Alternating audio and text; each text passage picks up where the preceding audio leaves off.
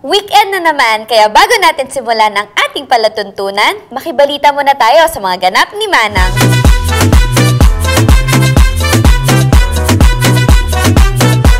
Happy birthday, Senator Amy Marcos!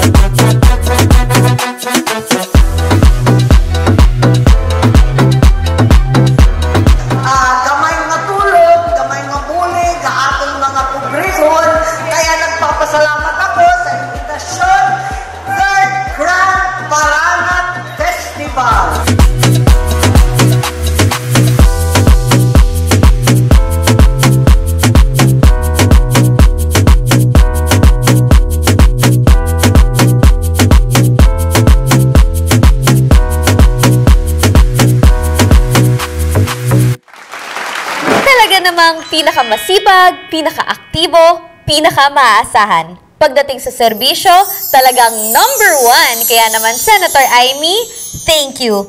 At sa ating lahat, welcome sa At The Moment with Amy.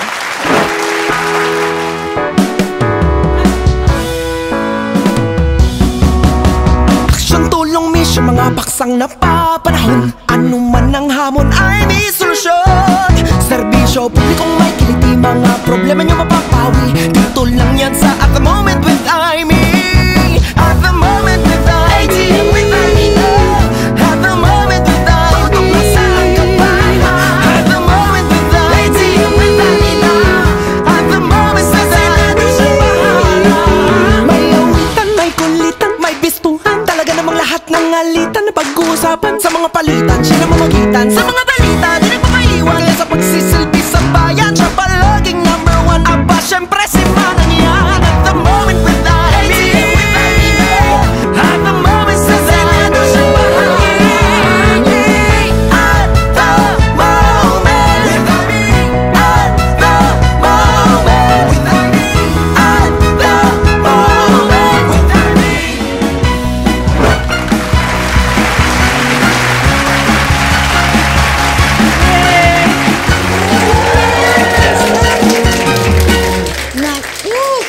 Talaga naman, dahil sa inyong pagmamahal at suporta, damang-dama namin ang aming halaga.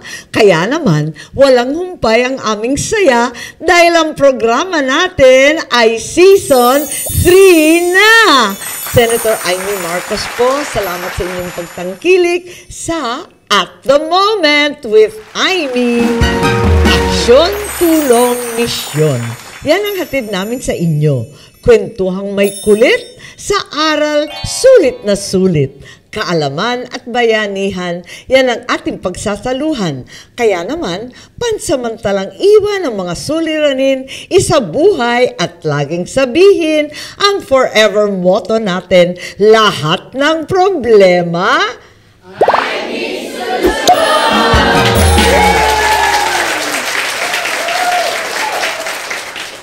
Mas malalim, mas matapang, mas kakaaliwan at kapupulutan ng aral. ATM, away na talagang malala o ATM, ang tanging mamamagitan ay si Manang. Ay may solusyon sa mga komosyon. Sa pagbabalik ng ATM, At The Moment with Amy.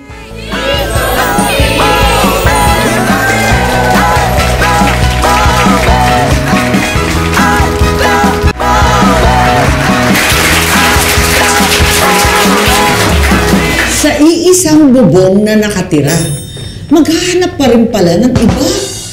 Ang matagal na panloloko, paano kaya nahuli sa akto? Naku, ano kaya ang say dito ng live-in partner? Tara, alamin na natin, let's choose our fighter. Sa bawat away ay may dahilan. At sa bawat dahilan ay may maliliwanagan. Robert, Eliza, Raymond, welcome sa Amy Vision.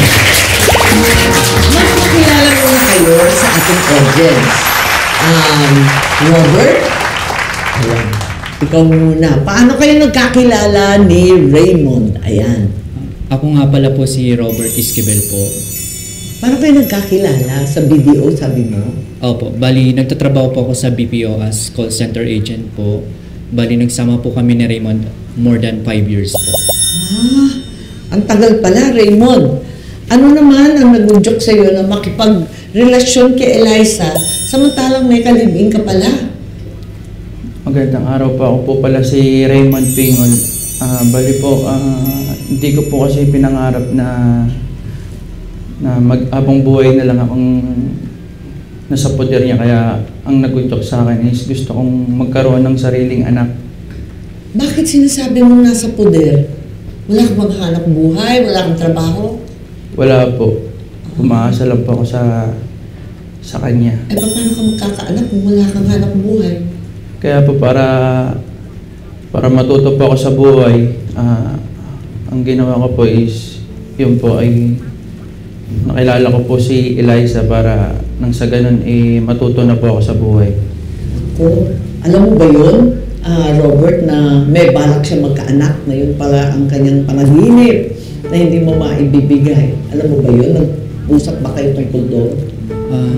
Para sa akin po, masakit po lahat talaga sa mga nangyari po. Pero wala po akong magagawa ng, syempre po, tanggap ko rin po na balang araw na maghahanap siya ng tunay na pamilya at kakalinga sa kanya.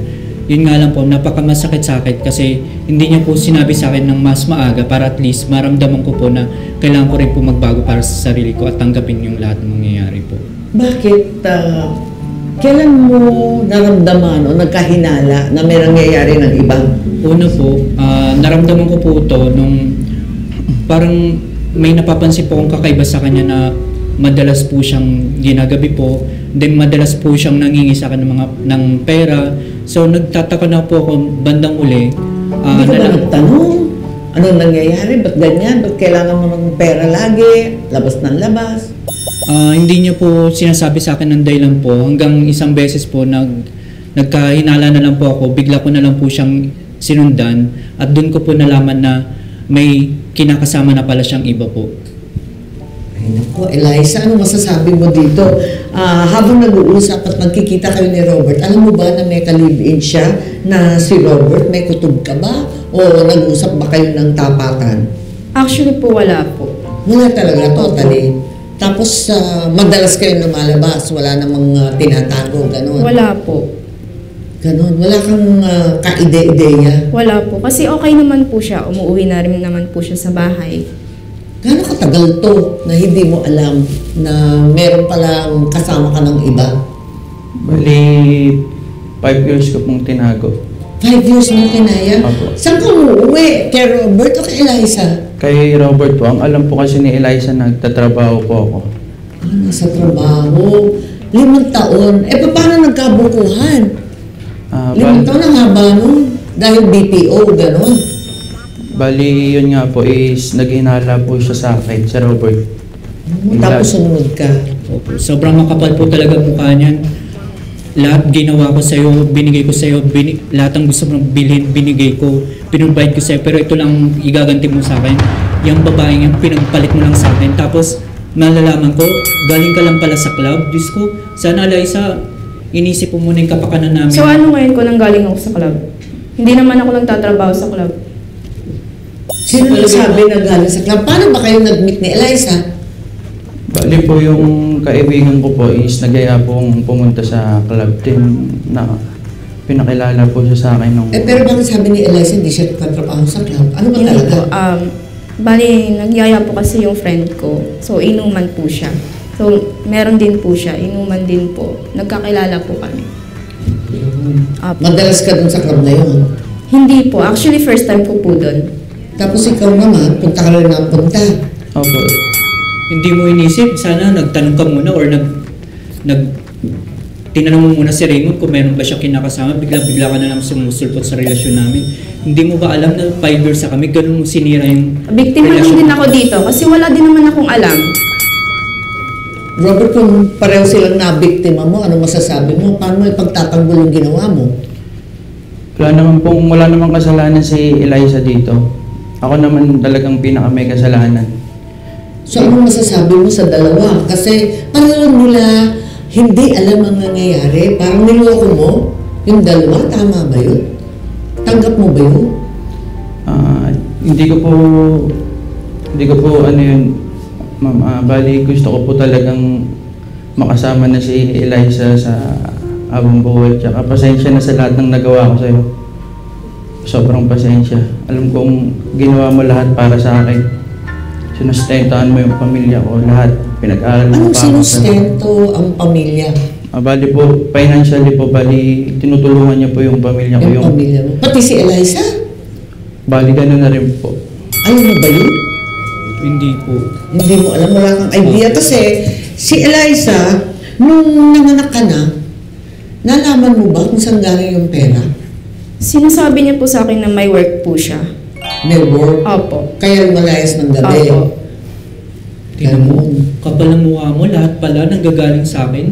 Hindi ko alam. Eh, hindi naman niya alam daw. Hindi Dahil ko alam. ito si Robert, ano naman ang masasabi natin, Raymond?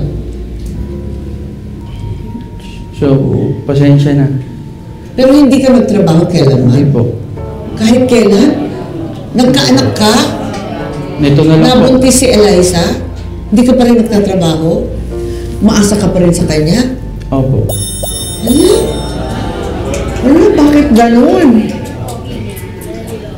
Nung nalaman ni Eliza, kailan mo naman natuklasan nung sinundan na? Opo. O ano nangyari? Sinundan mo sila? Si Raymond ang sinundan mo, Robert. Opo, doon ko po nalaman na Saan kayo nagtagpuan? bali po, hindi ko po inano na makita niya po ako. Bali, minamanan ko siya, sinundan ko po siya hanggang nakita ko na lang po siya na pumasok na lang po siya sa isang bahay po. At doon ko po nakita ang aktual na may kinakasama nga po si Raymond na babae po. At kinumpronta ko po agad si Eliza po. Kasi syempre po, nagtataka po ako, bakit parang gabi-gabi na lang pong wala sa bahay si Raymond at wala na pong time sa akin. Doon ko po nalaman na may kinakasama na pala siyang iba. Grabe, 5 taon. Pero Eliza, paano yun? Yung anak mo nandun? Opo. Nung nagsagupaan? Opo. Actually, magti 3 years old na po siya. Nakita ng bata?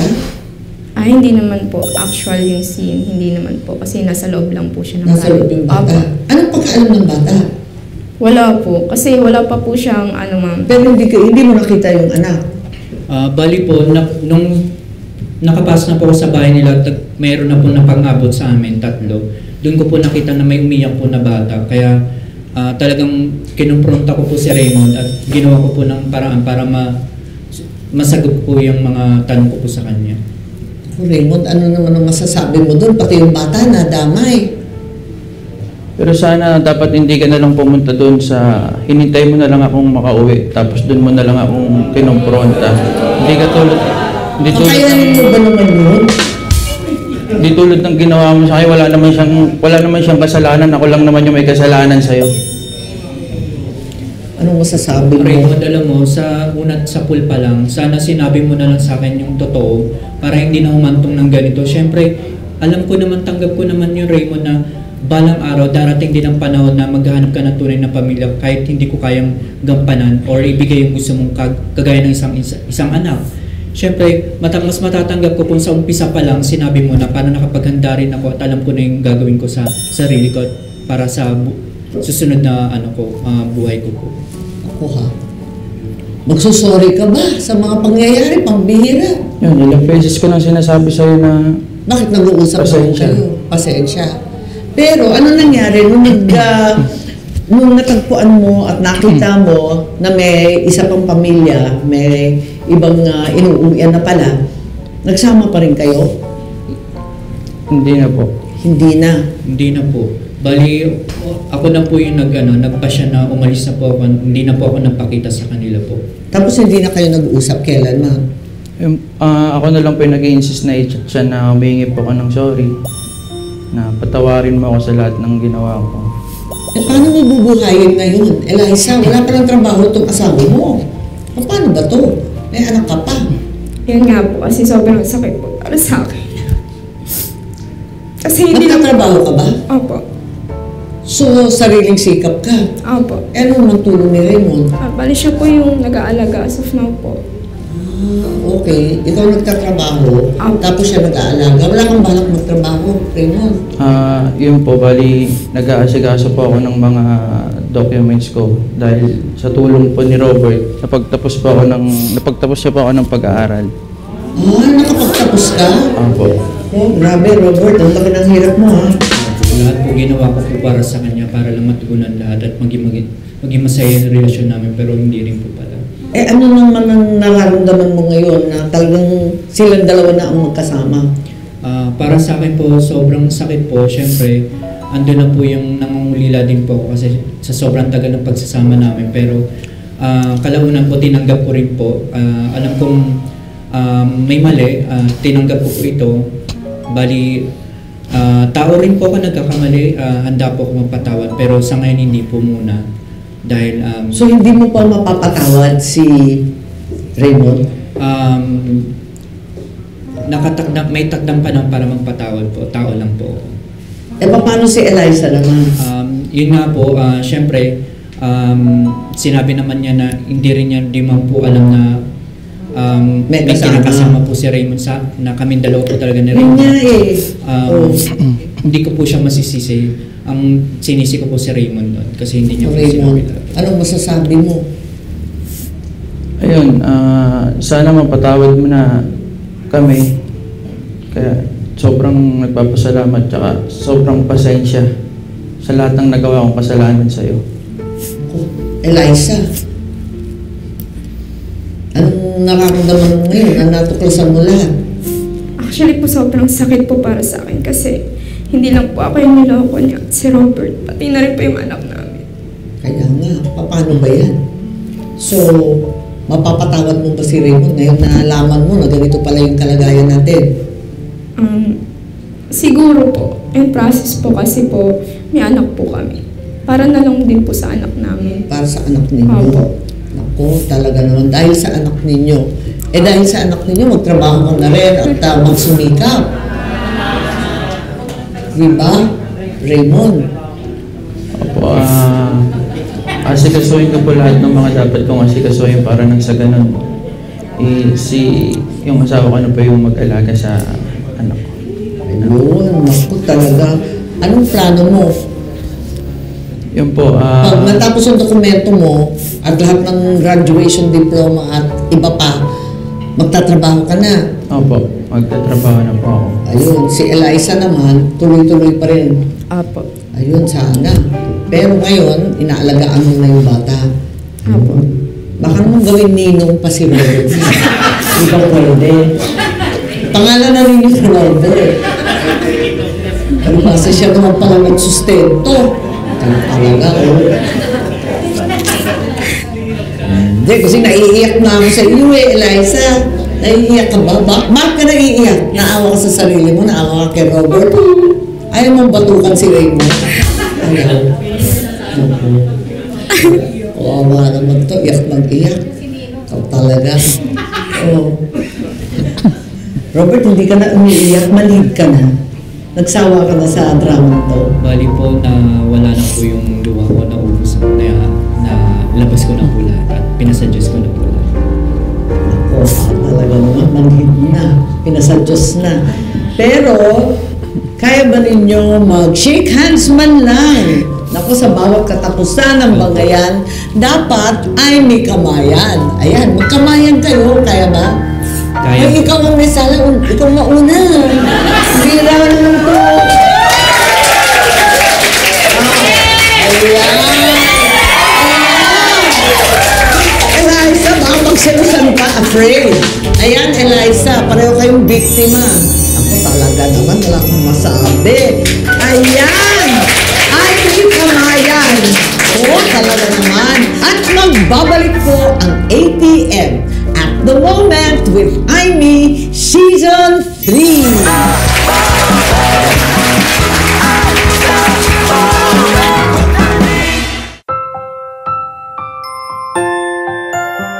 Ano man ang problema ay may solusyon. May talino, may diskarte at paninindigan.